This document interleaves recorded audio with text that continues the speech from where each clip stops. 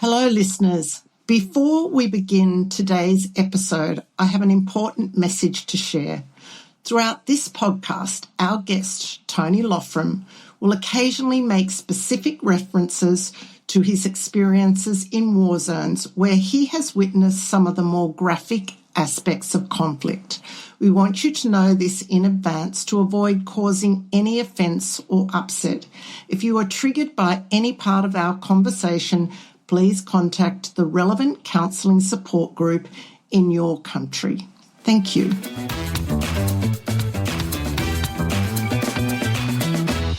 When you read a bio that comes across with the words anti-terrorism, counter-terrorism, Green Beret, conflict zones, evacuations, Afghanistan, refugees and Taliban, you know there is an extraordinary story about to unfold. I'm Karen Sander, the host of Sharing Stories, Changing Lives, the podcast where we share true stories about the lives of our guests. And at the age of 18, my guest today stepped a long way out of his comfort zone to begin a journey into a career that most of us would have second thoughts about choosing. Welcome to Sharing Stories, Changing Lives.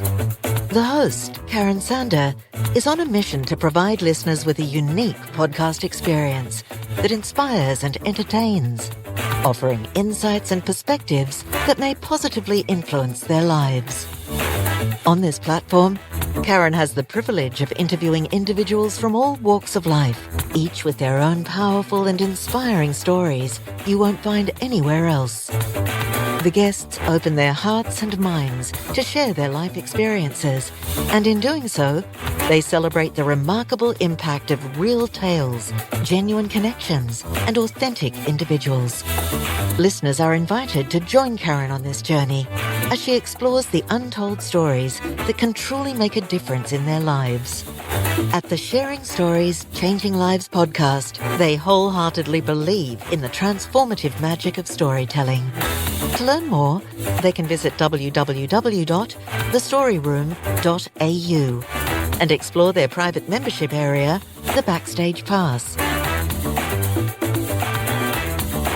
Welcome, Tony, and congratulations firstly on your book, Zero Risk, Keeping Others Safe in a Dangerous World. Thank you, Karen. It's so nice to be with you on this program. And yes, I've the book has been finished after 2 years of labour and a lot of to and fro with the editor. Was that a bit like the maternal labour, giving birth to a baby? Oh, it was, and it was kind of just as equally traumatic, to be honest with you. There was a lot of kind of highs and lows and squeals with delight when obviously kind of we got it right and whatever you. But even down to the title, it was interesting when we started to kind of discuss it and kind of get our heads around what we want to do. And I always wanted zero risk because that's how I started. Really, is trying to create zero risk. Never can do it really, but at the end of the day, we were pushing everybody to actually get there. So that's it. That's the start of the book, really. Yeah, it's amazing. And it must have felt great when you actually got that first version published and in your hands. It's like, yeah, that's my baby. It was interesting because for those who've actually been through the process, of developing the book, we go through this incredible kind of moment of kind of absolute kind of fury and fast-paced kind of energy. And then it stops while the editor, turns around and unpacks different things and sends it back to you. Then you bring it back again. So I did that. And then when they arrived at the doorstep, I was like, oh my God, here they are. They're all here. But the biggest thrill, to be perfectly honest with you, I've had recently is actually being kind of doorstepped in W.H. Smith's bookstore in the airport. When people recognized me from the photograph in the book and asked me to sign their copies. Oh my God, isn't that fantastic? Wow, that's a real, recognizable celebrity. Yeah, well, I didn't expect it, but then all of a sudden W.H. Smith's staff came across and they bought the books from their own store and asked me to sign them. I was like just really thrilled. It was fantastic. Oh, that's amazing. Look, I do hear an accent there, and I'm going to guess that you're a Liverpudlian or a Scouser from the northwest of England.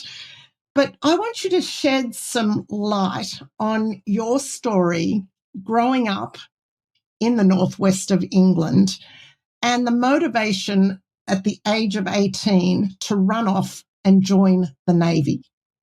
Well, first of all, Karen, you're spot on with that, because I do come from Liverpool, and it's and I joined the Navy as well. Wow, your accent just changed completely. It's a great question. I think that it's one of those magical moments where someone says, "Where did it start? Okay, how did you actually kind of get on this journey?" And my life in Liverpool was very interesting, because on one hand, I really didn't get on with my dad, and it was really tough. But on the other hand, I actually think I had the best childhood ever. I wasn't, my mum and dad just said to me, go out and there you go and enjoy yourself and whatever. They'd either throw me a football and tell me to get out of the house, or I'd get on a push bike and I'd cycle 20k and I wouldn't come back. I'd be back at 11 o'clock at night. So we were able to get up to all kinds of things. And it's kind of funny because we struggle with the kids nowadays, letting them get off the leash. But to me, it was the gangs that I got involved in. It was the little kind of fiefdoms. It was I never really went for the girlfriend side of it. I was always kind of involved in, the boys' activities, So I think at one stage, like on a canal, we actually commandeered a boat as well. And we fixed it up ourselves and claimed it as our own, So it's quite funny going up and down the canal with this kind of shabby little boat with all kinds of nails in it as well. Amazing that life was a very free time. I'm a little bit older than you, but the freedoms that we had in the 60s, very different to today. It is, and it's a bit of a shame, really, because I think you've got to try and give your kids a lot of trust. And I know they let you down. I know they kind of tell lies and they kind of, don't tell you the real version of what's going on. But I do come back to my days, and I agree with you. I kind of had my life really kick-started at the age of 5, and, talk about it in the book as well. And we had these amazing schemes, like where at the end of the day, we'd build these big snow walls to cut off the street because it was really cold in Liverpool. And as the cars were coming to approach, what we'd do is we'd charge the guy with the car to come through the snow wall. So we used to get all this money, and it was like things like that, And the other thing that happened to me was that I used to ask my mum and dad if I could go camping of a night time, and they were thinking, "Wow, it's great, he's getting them out the house." But what they didn't know is I was actually going into the farmer's field and robbing the carrots and the turnips and everything, and then selling them to the vegetable shops, So you're probably the same deal.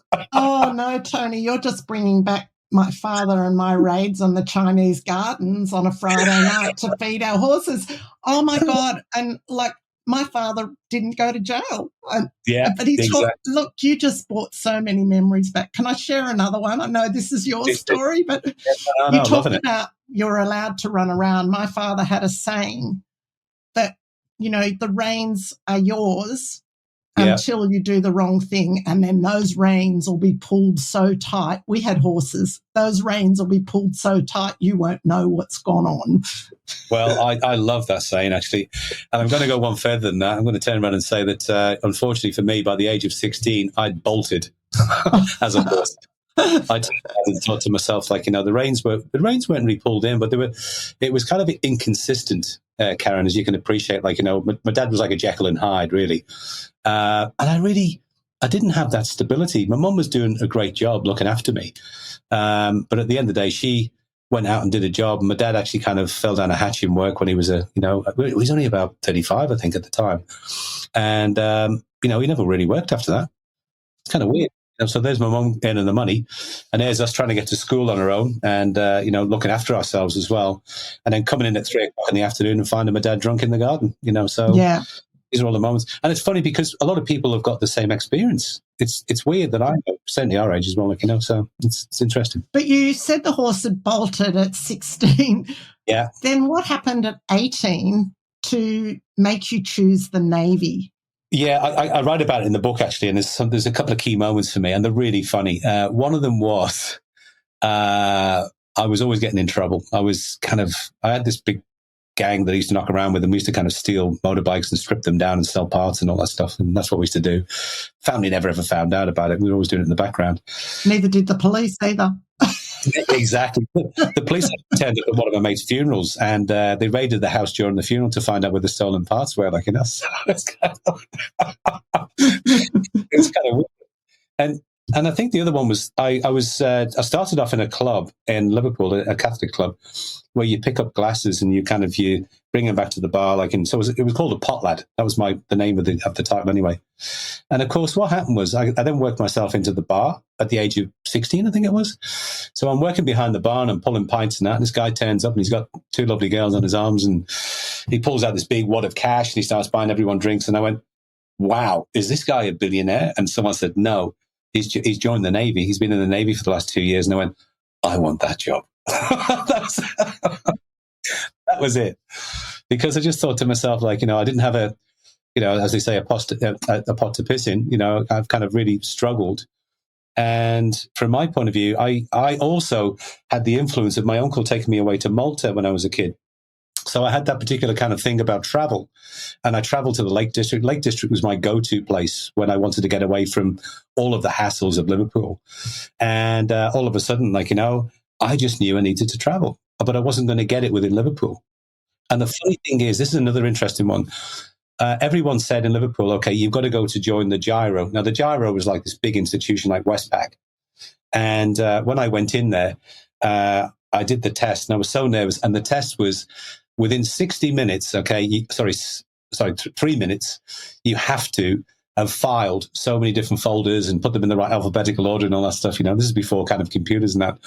And I failed miserably. And so I didn't get the job. But then I joined up and I wrote the letter back to the head of the branch. He was a bit of an arse as well. And I wrote back to him and I said, you did the best thing ever for me, making me fail. Because, I would never have liked to work in a clerical job like that, 9 to 5, clocking on, clocking off, waiting for the paper clips to arrive. No, thank you. I'm off.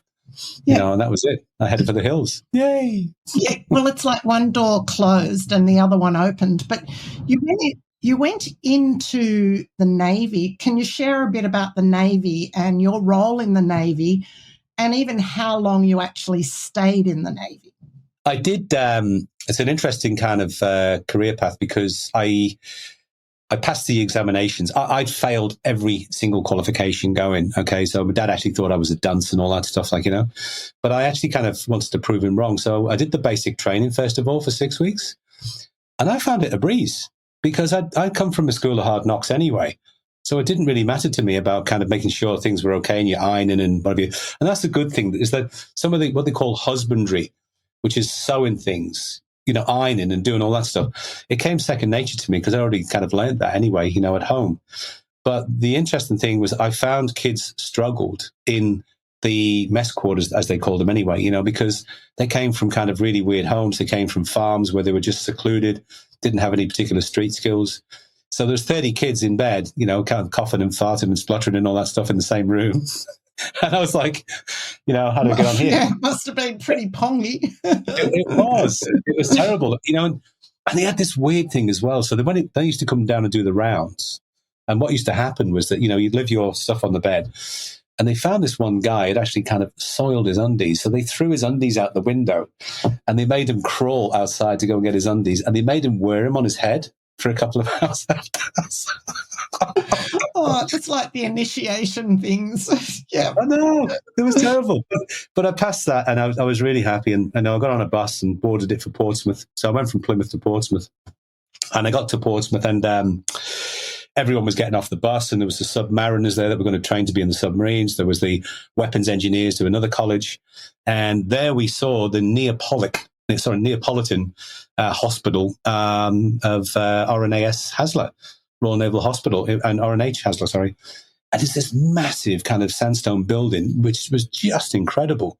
And I remember kind of standing there, to attention kind of thing, and I'm thinking, oh my God, this is where the hard bit starts. And this window flies up and there's a guy there and he's got his, he's actually exposing himself, with everything in the front.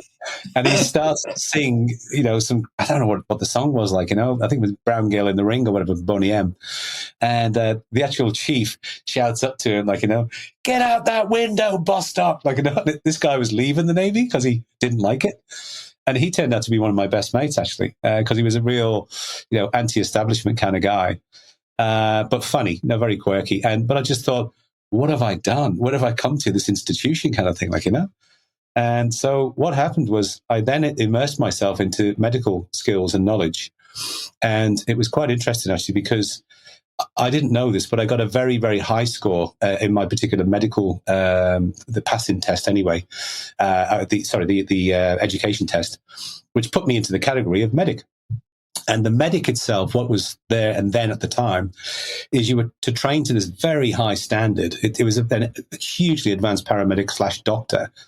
And what the Navy were going to do is put all of us on ships and bring some of the actual surgeon commanders back into the bases. So you could actually kind of have a hookup if you needed additional help or whatever.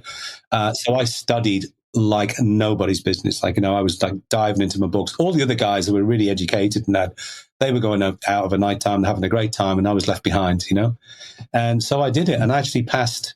I didn't pass first time round, but when I did pass, I actually got, again, an award, So it was from the surgeon commander from the Navy. He gave me this award, which was beautiful. And I'd made it, and my dad called me, Sarah, dare I say it on air, but he called me a gobshite and said at the end of the day, you'd never pass this and you never do that and you're a bit of a failure. But I proved him wrong. I kind of put it up to the establishment. So I needed to do that, really. Yeah. Yeah. And well, congratulations. It's pretty amazing. And did you stay in the Navy for very long? I actually did for a little while. It was only maybe about a year and a half. I went down to Plymouth and did some extended training there for the medical side of it. But what happened to me was quite remarkable. And they always say in life, there's always a mentor. There's always somebody who actually kind of come into your life for a reason. And this guy did, a guy called Dave Poole. And he called me up and he goes, Scouse. This is my nickname from Liverpool. And I said, yeah, what do you want, like? And he just turned around and he goes, look, you got the Navy medal for, the best student making on your particular course. You've been recognized for your medical skills. We're really desperate in the commando world to bring in commando medics. I said, how do we do that then? Do we just sign up and you get the certificate? And he goes, oh, no. He goes, no, you have to do the Commando course to get your Green Beret. And I said, what does that entail? And he goes, I'd rather not tell you. He goes, because I think at the end of the day, you just go. So I did a bit of training for it. I was really fit at the time, naturally fit. And I've always, had a good knack for that. And the passing test, or the beat up, it's called, lasts for quite a few weeks, and it kind of prepares you to become eligible to go on the Commando course. And of course, when I got on the Commando course, the first day is called the beasting down at the bottom field. And it's literally between 6 and 12 hours of just getting hammered, with full blown physical fitness. And I'm talking about lifting 2 people on your back, running across the actual, they call the firemen's lift with the weapons and all that stuff, running across the actual football field, coming back, press ups, burpees, and everything else for that matter. And at the end of it, to be honest with you, Karen, I remember looking up at a few people and just watching them vomiting and kind of having this horrible kind of saliva down, and they were just like flogged horses. Oh my God, it sounds like no wonder he didn't want to tell you what you were up for. Yeah, I know. And it was the winter as well. So now is the winter of discontent, which it was, but it was great. I really enjoyed it. It was hard work. And I got the Commando medal, which I never even realized existed. It was remarkable. It was, standing there at the end of the training, and they take this shitty little hat off you, and it's full of all kinds of things, because you've been on exercise all the time. And they throw it away, and they put the Green Beret on you, and they shape it to your head, so it's this magical moment. And it's a very prestigious club that not many people are in. But also on top of that, they then shouted out my official staff number. And as they finished it, they asked me to step 2 steps forward. And I did. And then they turned around and said, we're awarding you with the Commando medal because what you did during the course was you dragged everyone through, whether someone was struggling or whatever it was. But I didn't even know that. Honestly, it was one of those things for me, keeping others safe, which is what the actual theme of the book is really. And we passed. And then I didn't rest, because then Dave called me again, ding, ding. And he says, hey, Tony, he goes, you did well. Well done, my son. You've actually got your Commando medal, got your Green Beret. Training staff think highly of you. We're putting you into the Mountain Arctic Warfare Cadre, which is an elite climbing group. And I then just went from strength to strength. I just loved it. It was outdoors. It was snow and ice climbing. It was skiing. It was all the stuff I loved, and high level parachuting as well, which was just fantastic. It was like boys' own, really. So that was it. Yeah. How old were you then? When I did the Commando course, I was 25 years of age. So you've been in the Navy for 7 years? Yeah, roughly about 7 years, and carried on going. Finished off for about 10 or 11 years. And then what I did was I did the reservist list at the end for a couple of years as well, which is just a continuation of the other theme, because they needed people to stay in the reserves at that time because they were expecting the Gulf War to kick off as well. I want you to describe yourself. You know, you've got a unique combination of roles as a risk consultant and someone who's spent decades in conflict zones and high-risk environments. So what are your core principles and values that have guided you in your career and your personal life? It's a big question. That is a cracking question, Karen. Thank you very much for that. That's exciting for the afternoon. My brain's... yeah, I love it. First and foremost, I think that leadership has always been very strong in my particular DNA, you know, and it may not have been from my family's generation. Humor's huge. You know, I love, you know, I'm always when I was in Washington last week, I was always just cracking jokes all the time and that, you know, and remembering things. And I like kind of doing impressions as well. And maybe that's what got me by on the Commando course as well, was that, you know, lifting people up with humor. Yeah. But I think that apart from the leadership side of it, there's a big thing with me with instinct. You know, I'm pretty good at actually sussing out a situation, figuring out, you know, when something's starting to go down, what's the plan B, C, D, and E, if you know what I mean? So you're actually kind of thinking ahead all the time. So I've always done that. And I've always tried to get the best out of people as well, to make them feel comfortable, to be actually feeling that they are worth something. Okay. And this comes on to the stuff that we're doing now with parents and child survival courses to make them bond. But my instinct really is, at the end of the day, is to not only get the job done, but to have fun. Okay. And I say to my team, like, you know, if you can't come in and laugh at yourself and laugh at everybody else as well, then you're not really worth it for us. You know, if you're going to be serious about yourself all the time, if you're going to really analyze everything, if you're going to kind of, you know, constantly bitch about people and take people apart, sorry, no can do. Okay. Because we build our particular strength from the company point of view on characters, you know, and I've always felt that I've actually picked the right people. Well, not always, but 99.9%. Yeah. You know, and I'm loyal. I'm fiercely loyal. So at the end of the day, someone does right by me, I'll do right by them, you know, and I believe in karma, you know, and I think at the end of the day, that really is a feature for me as a character. Yeah. And I always get the job done. That's something else as well, is that, you know, for instance, if at the end of the day, we're getting, as an example, really, Karen, you know, getting somebody out of Afghanistan, okay, it's a lot of graft and hard effort as well, because you're constantly contacting everybody to do this job. And again, a beautiful moment in Washington last week when I met one of the refugees that we got out in February 22, and we give each other the biggest hug, because he broke down, and he just turned around and he goes, Mr. Tony, he says, you were the one that called everybody. You were the one that chased everybody and tracked me with my family and gave me advice about everything, did this and did that. You know, so that really kind of resonates with me, because you get the job done. You know, we didn't have much in the way of kind of support or whatever, but we found it.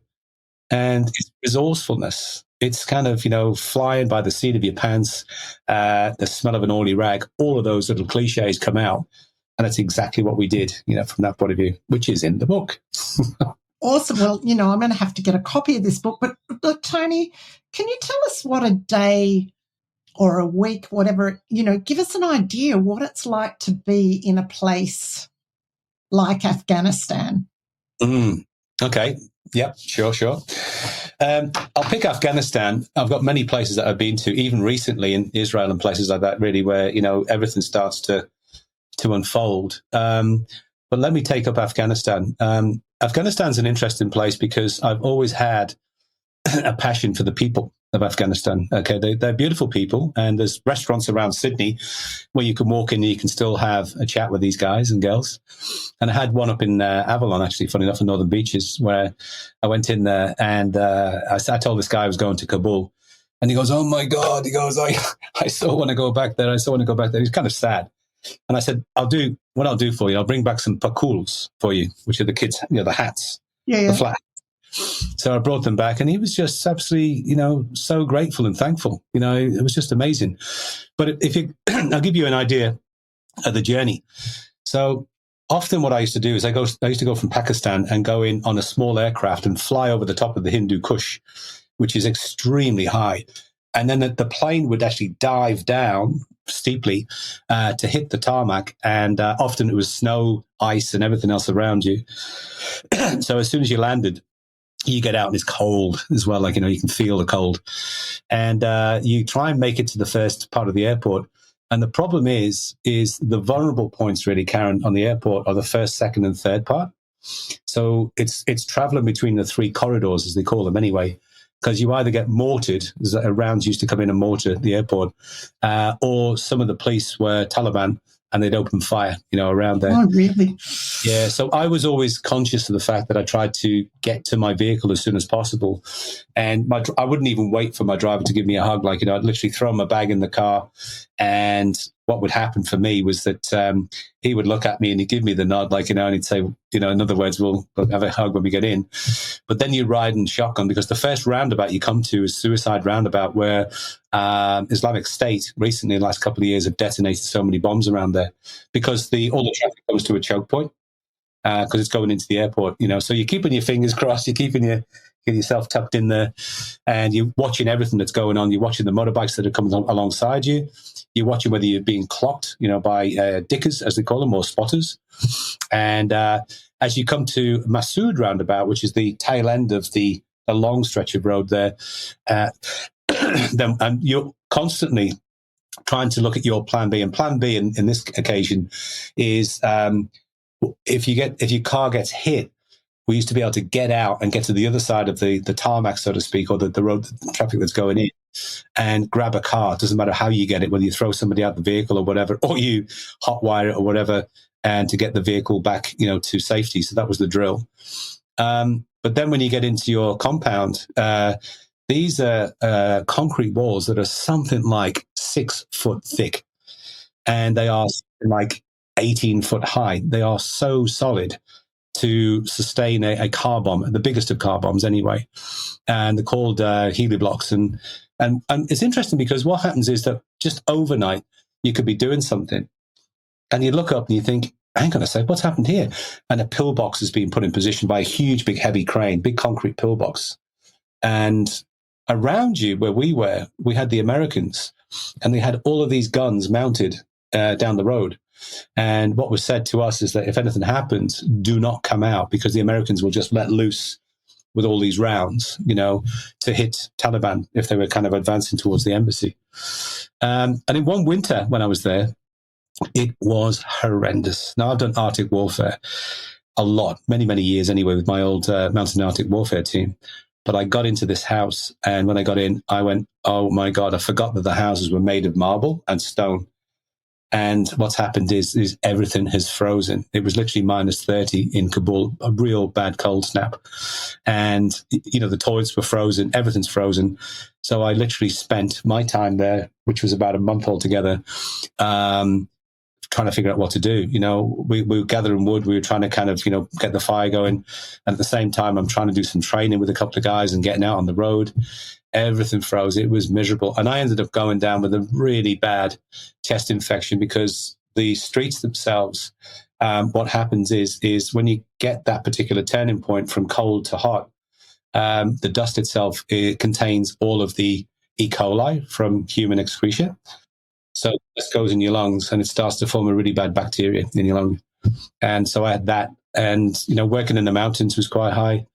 And you're constantly looking. And the thing I found remarkable is that some of the kids themselves who have lost limbs through the actual mines and that, they whip up and down on these wooden trolleys, and all you can see is hands coming past your window and asking for money. It's not like, you get beggars in Thailand and different places like that where you can see the faces.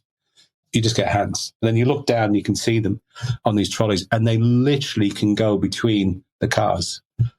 So it's pretty full on. And you're not painting a great picture of life in Afghanistan, but what's your blood pressure doing? I mean, how your highs and lows? Like, Yeah. How do you, as a person, control your emotions and how you feel, your anxiety, your fear?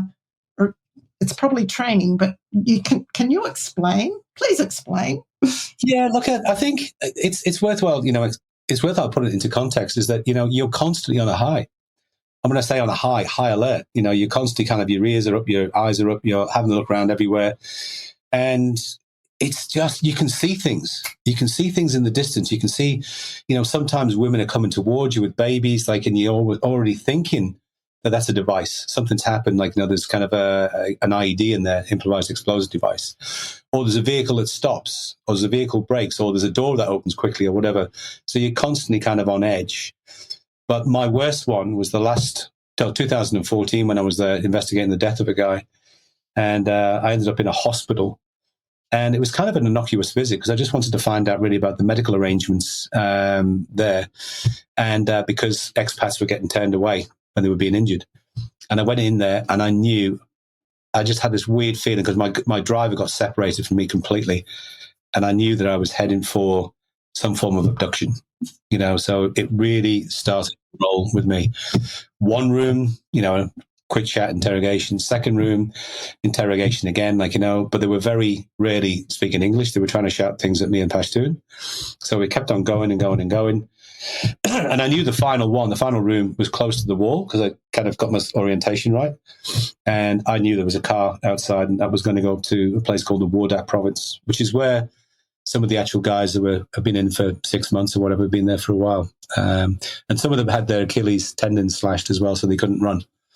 So that was one of the actual Taliban tricks, really. But coming back to the blood pressure side of it, when you feel that at the end of the day, you can actually kind of feel something going wrong. The problem is that it's flight, fright, or fear. It's that kind of adrenaline dump that happens in your body. And I could feel my pulse racing, going through the roof. So the first thing you have to do is to try and really calm down and believe in yourself that you actually are going to make it out of that particular situation. And I did. And I kind of kept on going. And I just could see that I needed to fight my way through to the front of the building and enjoy my driver again, ready to actually kind of take off or whatever. But it was hard work because for every one step you took, you took 2 steps back, something would happen or whatever. And in the end, I was really forceful to the point that, I was quite aggressive towards them. But at the same time, I had to keep my wits about me, and we have to do breathing. You have to get your right breathing control mechanisms. Try and get your adrenalines to drop a bit so you can be more rational with thought and also process as well. So that's how you kind of, you do things. And my beautiful partner, she actually kind of got me involved in yoga and meditation. And it's funny because I asked Peter Grester about his time in prison, the Australian journalist, 14 months in prison in Egypt. And he said to me his key factors were vitamins, yoga, and meditation. He said, without a shadow, it got him through the whole thing, So, and that's something these days. I mean, they talk more and more about breath work and meditation just in everyday life and how important it is in, bringing out the best of yourself, and being in a situation, that's a really intense situation. Can I just mention one point, if I may? Yeah. Because when you talk about breath work, okay, what we were taught as well, which is an interesting one from the military, is before you fire a weapon, okay, if you've got the chance to do this, you take at least 3 breaths. Okay, in, out. Okay, and that's breath work. Okay, because at the end of the day, what happens is it does lower your blood pressure to be able to start returning fire. Okay, and you're more accurate that way. That's been proven. And breath work had a role to play, without a shadow of a doubt, from a defense mechanism point of view. Yeah. Thanks for sharing that. It's it's important information, and you're doing anything that's high stress. It's often good to walk away, just center yourself, and then move on. And there's a funny story I'll tell you when I meet you in person about being on stage at the last show and what I did. But that's not the story today. You're in these very intense, high-risk environments. How does Tony Loughran come back and live in the real world? You're actually kind of popping all the good questions at the moment. That's a cracker. Sometimes it's quite difficult. because psychologically you've still got images playing through your mind. My last one coming back from Israel, although I kind of didn't declare it straight away, but it was one of these images that the Israelis themselves had bombed Jenin. And I went to take a photograph of a lady with her baby, simple photograph, excuse me, but a baby was actually kind of staring up at the sky. And I thought the baby was actually disabled, but it wasn't. It was traumatized by the blasts that were going on over there. So to me, I've had that many a time, sadly, throughout my career as well, whether it's in Africa, whether it's in, India, different other places, in earthquakes. And when you come back, the first thing I think of, to be perfectly honest with you, is I think how bloody blessed we are to live in a country where we can go in the ocean, where I talk to people in Afghanistan, they've never seen the ocean. Mm. Do you know what I mean? So it's things like that you think, and some people don't even have antibiotics. Some people don't even have a doctor. So for me, I come in and I go, wow, I am living the life, the dream. Thank you very much, Australia, for providing me with a great ticket, and I've enjoyed every single second of it. But the way I de-stress really is I'm into music, so I can play, I might say badly, so I play the guitar, sing a bit, and try and see if I can normalize certain things anyway, as best I can. But I try and get back into exercise, try and get back into some form of routine. And I try and talk about these experiences, because when I was at the BBC, I invented the group counseling sessions as well after Bosnia and Croatia and Chechnya. And what we found was that was the best thing to do, Karen, is just be able to get things off your chest, talk about things like in a rational way. And you often didn't need to go to a counselor, because you kind of normalize things as best way you can. So I've been blessed with a really good family that's really understood what I've needed to do from that point of view. But I believe in swimming. I believe in activity, things that really matter a lot to me, and my kids as well. My kids are really, super, super important for me. Are you always looking over your shoulder? Funny you should say that. Yes, I think I am. I think I wouldn't say not on a highly regular basis, but certainly when I come back for the first couple of months, I'm always kind of wary of certain things. And I drive in a very different way as well. And that's interesting. I think I drive more aggressively. Because I know, I feel it. I feel I need to actually get to a certain point. And that way, if someone's trying to cut you up or whatever, I'll try and get in front, or, because I know for a fact that sometimes, some of the vehicles, leave a gap or whatever, because I know sometimes the vehicles have tried to follow me in different countries. So it's a very different situation. When I come back, I'm constantly looking over my shoulder. And it's funny because I talk to other people, and I don't know, some people actually kind of pick up all these habits from films. And they tell their wives, no, sorry, I need to look, outside the window to make sure that everything's going on, and I need to do this and I need to do that. But I can so get it, because I never, if I cannot do it, I never try and have my back to the window, because we had a situation in Belfast years ago, and they used to call it the chair that never, ever anyone sat in afterwards. And it was the headshot chair. So the guy sat there, and all of a sudden, the bullet went to the back of his head, and that was it. Oh. So the headshot chair was it's empty. It's in respect for this guy that died, and no one goes in there. Yeah. Have the police ever pulled you up here and you've said, "Oh, sorry, I've just come back from Afghanistan and I'm just driving defensively"? I think you know what? I think it's an interesting one, because I think I was actually speeding one day, and I said a combination of things. It was the Spit Bridge. I was coming up over there, and the copper stopped me. This is a really good story, actually, because he stopped me, and he had all his leathers on with his motorbike. And he turned around and he goes, "Mate, what are you doing? What are you doing, mate?" I was like, "What?" He goes, "You're doing 20 and a 40, or, you're doing 40 and a 20 and blah, blah, blah." That little approach to the bridge, whatever it was, the speed. So I said to him, "Look, I've got a lot of things on my mind, mate." I said, "I've just come back from, I think I came back from Israel at the time, I was doing an investigation over there." I was telling him a little bit about the investigation. And then I said to him, "I've just lost my brother," because my brother had just passed away, so I really found it hard to cope with that. And you know what he did? This is unbelievable. He just looked at me, and he turned around to me, and he gave me the license back, and he started crying. Oh, really? His copper started crying. And I said to him, "Sorry, mate, I'm just really choked up. I'm trying to get from here to there." I said, "I just feel really kind of a wreck, and I haven't got my eye on the road." And he said to me, "I've just lost my father." So we had that real connection, you know, and I think he knew us from forces and all that stuff. And he just said to me, mate, just watch yourself. Just watch yourself. Whereas anyone else would have just turned around and gone, there's your ticket, and that's it. You know? Yeah, exactly. But it was the right person to pull you up at that particular moment and you to share the story. Yeah. And I think my brother was looking down on me that day and going like that. Yeah. Hey, Tony, I'll get you out of this one. Can you get me out of the rest too? Eat me up, Scotty. Oh, I love it. Classic. 18-year-old Tony. Yes. Yes. What would you tell him today? I would say that he made the best choice ever. Okay.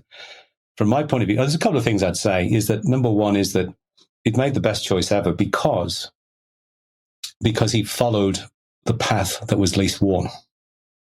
Okay, because everybody in Liverpool at the time, and my friends are going to hate me for this, but they'd followed the same path.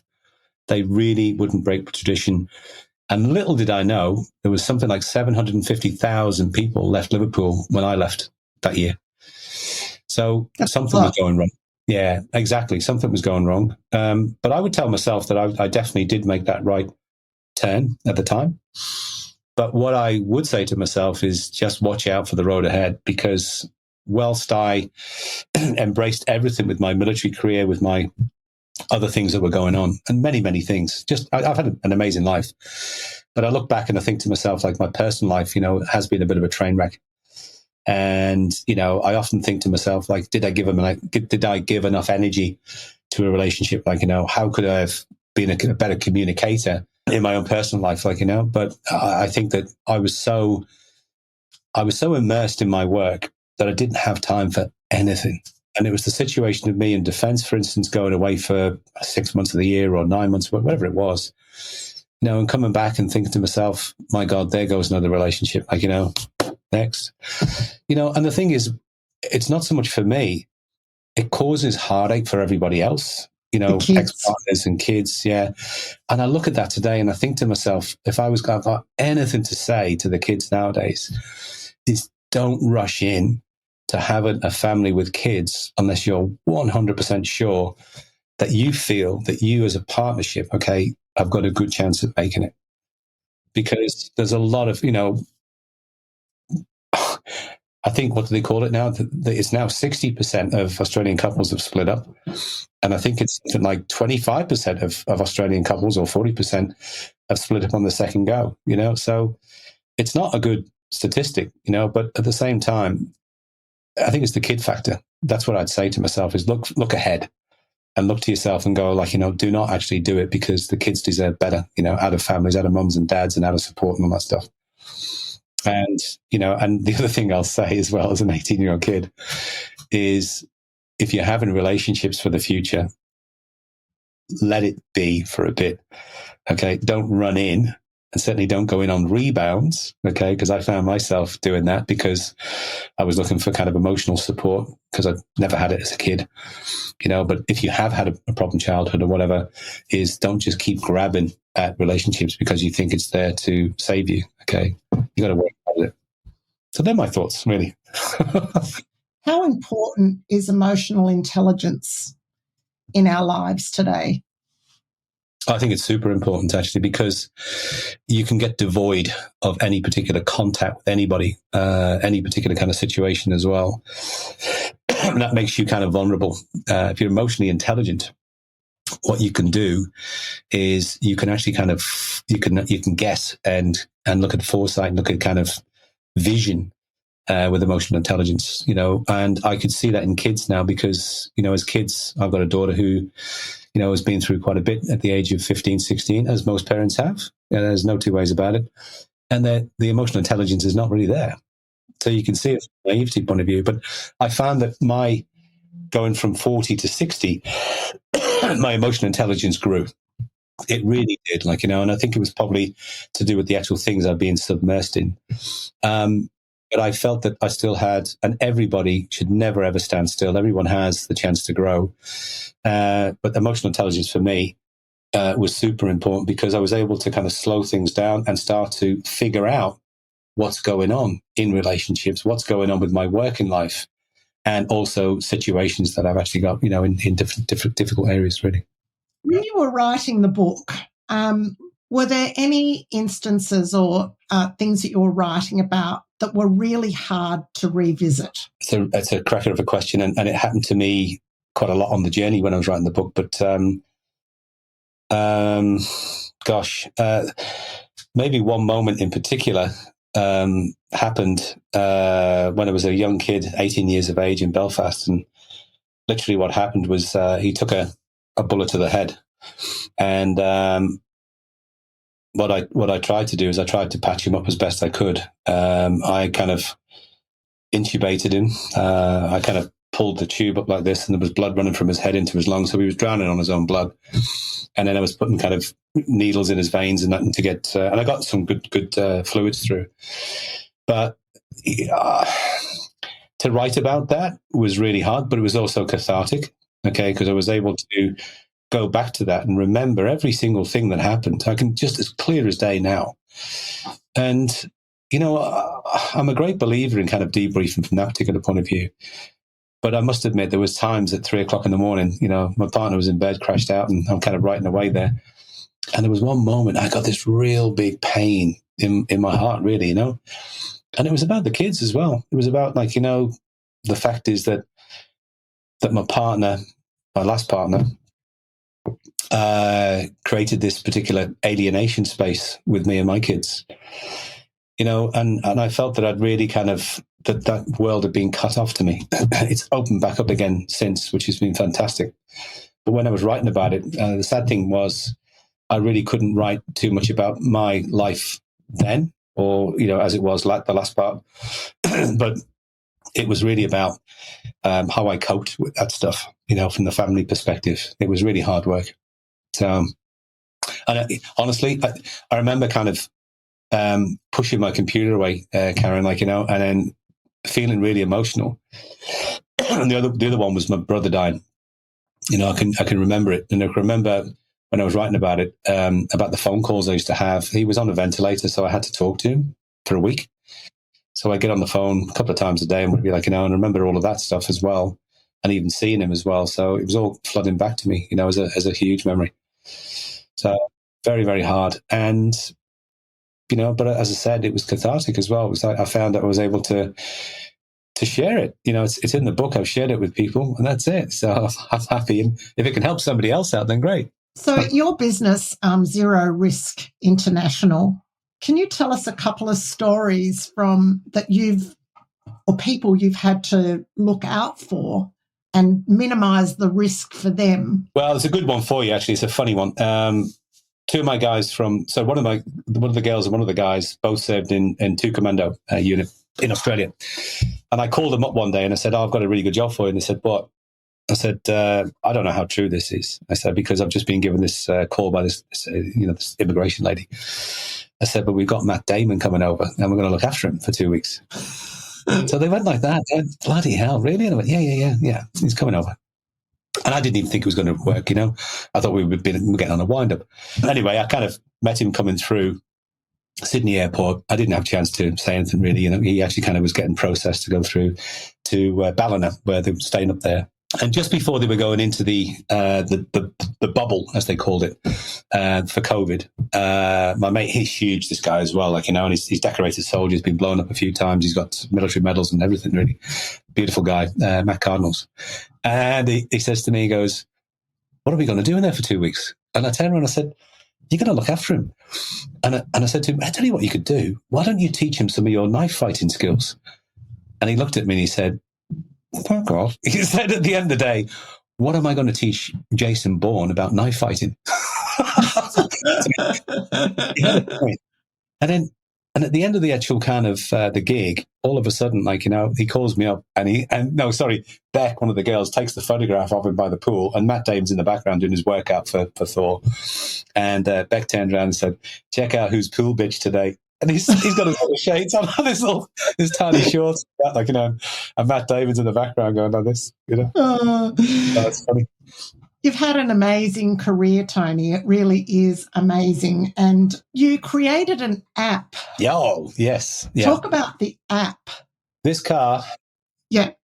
it was blown up by the Israelis, and our BBC team were in here, but they got out. One guy stayed in there, unfortunately, and was killed. So the app itself stems from this incident back in 2003, I think it was, May 2003. Yeah. Or 2000.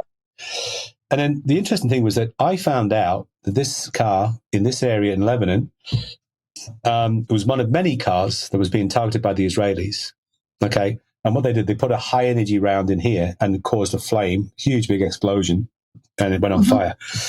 But the app to me was a website that I started, and it was to actually tell journalists exactly where some of the actual problem areas were and to avoid them. That was my main start, really. And then the idea of the app grew. And in 2016, I went into the Holy Artisan Cafe attack in Dhaka. And I was there the day after, where I think there was 16 or 20 people killed, expats were killed by Bangladeshi terrorists, beheaded, stabbed, slashed, the whole thing. And it was right next to the Australian embassy. And I thought to myself, I've still got the website, but I'd like to develop an app. So I came back to Australia, and I actually kind of contacted two guys who do all of our tech stuff now anyway. And they developed it. I said, all I want is there's one screen, okay, and I want to create an intelligence team to report on things around the world. That's all. So we get like these little pin drops from you. We got the best intelligence. The app has been an absolute lifesaver because it not only has all of these alerts 24/7 dropped as little dots on the map, it gives you a radius as well. So if there's a bomb blast, it will tell you within 2 kilometers, avoid this area. Then on top of that, we've actually got all of the embassies listed, all of the actual hotels listed, all of the hospitals listed, and so much so that recently a young kid was complaining of his hands were becoming quite numb when he was on a gap year. And what we did is we actually said to him, get your app now. And he got the app, said press on hospitals, and the hospital was 2 streets next to him that we'd vetted. So he went straight over to that hospital, and he goes, had I have not known that, I would have been struggling, and I wouldn't have gone into a hospital that we would have thought would, has been recognized. So the app's evolved. We've got a check-in facility now, which when you press it, everyone, in your family, anyone in your business or whatever, if it's set up for business, gets this particular map, tells you exactly where they are, and it's tracked every 10 minutes. And we can tell the phone strength and the signal strength and also the battery strength on the phone. And then following on from there, we've got e-learning platforms now where you've actually got little small clips of video content on self-defense, on dealing with a car crash and what you can do. So it's grown hugely. So this app, isn't it expensive? No, so what we do is 2 things, to be honest with you, Karen. For the corporates themselves, they go on a retainer. And they don't just get the app as well. They get all of our global risk support, all of our guys with boots on the ground. We rescue a lot of people around the world. We get in touch with various contacts to help them out. We pre-plan different things for companies. We've got all the intelligence reports around different areas, and we pinpoint countries that people can invest in safely, and the ones that they can't, really. And forecast risk as well. So what's going to happen in that country in the next 5 years? So that's on a retainer package. But it became so successful, we made it available to the public. And you can see it on the website. And when you go on the website, you can download it for $20 a year, $20. Wow. The price of a movie ticket, as someone said the other day, so at the end of the day, you get peace of mind for the year, okay, that you're traveling, and it doesn't matter if you're traveling overseas. You could be going to Uncle Ernie's in kind of, the Back and Beyond in Alice Springs or, Northern Territories, whatever. It works everywhere. We've got to finish up, but can you just give me 5 points if I'm traveling, 5 tips for eliminating risk? First and foremost, okay, I would say we'll start with the medical side of it. Okay, you need to have all of your inoculations in place.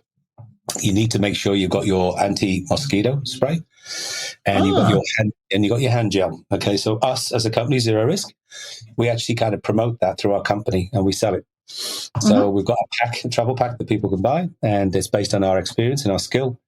And we've also got first aid packs. So that's the next thing. Next thing is to get yourself or to look at our app, download the app, and look at our skill set on the app. And it's got a basic first aid course there for you. Obviously, get yourself on a first aid course as well. It's also got a session on occupational violence. So it tells you from levels 1 to verbal judo, all the way through to knife attack, what you can and can't do. That's in the app. Okay. It's very, very good. And it's based on our operational skills that we give to Qantas and we give to Jetstar and all these people that do travel on a regular basis. Mm-hmm. Third thing you need to do is to set the app up so you've actually got all of your contacts there, that in the event of an emergency and you've got one chance of pressing that button, that you know for a fact that the people know, first of all, where you are, and secondly, what to do. And that's the next thing with Zero Risk, is that what we do is we offer that as an additional support service for leisure travelers. So for a fee, they get the app, but they also get us as well in the event of emergency. The next thing I would suggest as well is making sure that, your documentation is spot on with the visas and everything else for that matter. And finding out really before you go just exactly what is going on in that country by looking at the app, by, researching things online, and also making sure that, that you've actually kind of checked into a really good hotel or guest house or whatever. And then from there is when you're traveling around, okay, just be very, very careful of traveling late at night. And also follow your instinct. If it feels you're in a tuk-tuk, okay, or a taxi, and it doesn't feel right, okay, take a photograph and send it back to your family and make sure that your family know where you are. Okay, that's a good thing, and press check-in. If you're on the app and you have a problem, press emergency help. Okay, and we will actually kind of start to work out a way of helping you out. Well, Tony Loughran from Zero Risk International. Wow, what an interview. I've loved it. You're a clever man. Well, I try, but clever I don't think. But at the end of the day, I'm passionate about the subject of protection and safety as well, for sure. Do you want to protect me on my next trip? Yeah, sure. I should have had you in Mongolia when I was there recently, riding a bike through Western Mongolia. Fantastic. Look, Tony, thank you so much. Congratulations on your book. I know that people can get it at Amazon. Is there anywhere else they can get your book? What I was going to say is that, for people who are interested, there's, I've just found this out today as well. For those who can't really afford much in life, and, everyone's going through a bit of a pinch point, you can get it available in libraries as well as a kind of spot hopper, which is good. But also, it's Big W. It's in the airports now. It's flooding the airports, which is great. It's in Dimmicks. It's in some of the other bookstores. So just, hunt it down, have a look. Sorry, breaking news for you. The publisher has done a joint venture. Echo Publishing has joint ventured with Bonnier in UK, and I've been asked to do the audiobook for it. Awesome. So I didn't realise what audience that you've got there. It's kind of significant there. It's a pretty global one. The reason I mentioned Amazon is they listen to the podcast. They can actually go to Amazon. And as you said, it'll be an audiobook, so they can just keep their eye out for it. That was a good point, because basically the guys in the United States and my family in the UK and different others have booked it through Amazon. And, it's been great. They've actually been able to get hold of it. Someone turned around to me and said it was sold out on Amazon, and they're waiting for the kind of more orders coming through or whatever. So I'm hoping that's a good sign. That's big time. That must mean you're bloody good. That's right. And for a Scouser from Liverpool who couldn't actually get his English O-level, I keep wanting to think, that's right. You 18-year-old self, take that. Yeah, that's it. I'm on my travels, baby. That's it. I'm going. So thanks, Tony Loughran. It's amazing. Story from Tony, who has lived a truly adventurous life and sometimes quite perilous, emerging as an authority on risk management. And you can delve more into his experiences through his book, Zero Risk Management. For more captivating stories from the live events, consider joining the community in the private members area and treating yourself to a backstage pass. Discover more incredible stories shared by ordinary people at www.thestoryroom.au. Become a member for the cost of 2 cups of coffee a month. It's like $10 Australian. And if you enjoyed today's episode or you have an inspirational story, visit the website and share it with us. And a big thank you to Tony Loughran for being with us today.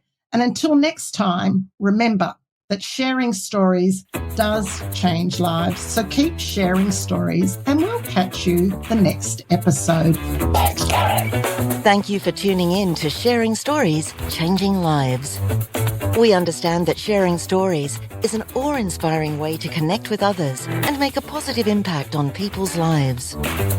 If you're interested in getting more involved in our community and connecting with people who share your interests, we'd like to invite you to support us by purchasing a backstage pass.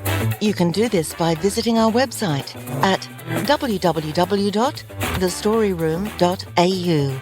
It's affordable, costing about the same as 2 cups of coffee each month. With the Backstage Pass, you'll gain access to workshops and exclusive content, including videos from our live events. We firmly believe in the incredible power of storytelling, and with your support, we can continue to show that sharing stories changes lives. Don't miss out on this transformative experience. Come with us on this incredible storytelling adventure.